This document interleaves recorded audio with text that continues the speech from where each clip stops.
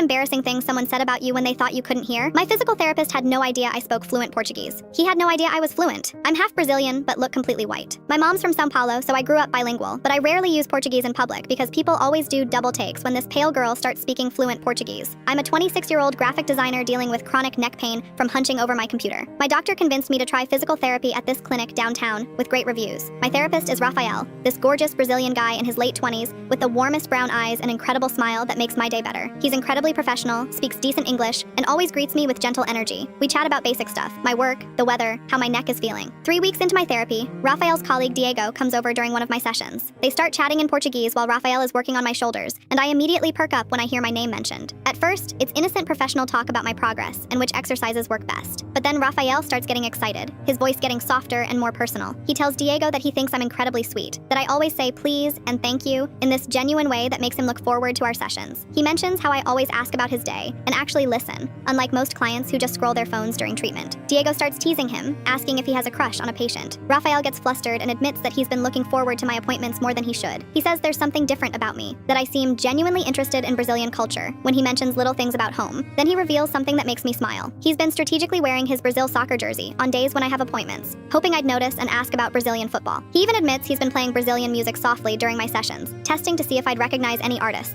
Diego laughs and says, I probably don't even know where Brazil is on a map. But Rafael gets defensive. He says he can tell I'm different from other American girls, that when he mentions missing Brazilian food or festivals, I actually seem interested instead of just nodding politely. Then he says the thing that melts my heart completely. He tells Diego that he's been practicing English conversations about Brazilian culture, hoping to steer our chats toward topics like music, food, or travel. He's been hoping I'd show interest so he could share more about his homeland. He admits he's been taking extra time with my treatment sessions because he loves our conversations and doesn't want them to end. He even confesses that he's been researching American art and design online, trying to understand my job better. Diego asks if he's going to ask me out, and Rafael says he's too nervous. That patient-therapist relationships are complicated, and he doesn't want to make me uncomfortable. But then he admits he's been hoping I'd ask him about Brazilian culture, or maybe even ask him to grab coffee. Then he reveals his master plan. He tells Diego that he's been thinking about accidentally mentioning this Brazilian restaurant downtown that he misses, hoping I'd offer to check it out with him. When he finishes my session that day, I notice he's wearing a small Brazilian flag pin on his scrubs, and he's humming a song I recognize, Garota de Ipanema. He's watching my face carefully, probably hoping I'll recognize something. I look at his pin, then at his hopeful expression, and decide it's time to end this sweet charade. I say in perfect Portuguese, that's a beautiful song. I love bossa nova, especially when I'm missing São Paulo. He literally drops the towel he's holding and his jaw hits the floor. His eyes go wide and he starts laughing in disbelief. I continue in Portuguese. And I'd love to try that Brazilian restaurant you were thinking about mentioning. I've been craving some proper feijoada. He covers his face with his hands, embarrassed, but smiling huge. How long have you understood everything? Now we talk in Portuguese during every appointment, and we're planning a trip to São Paulo together next year. We've become genuine friends.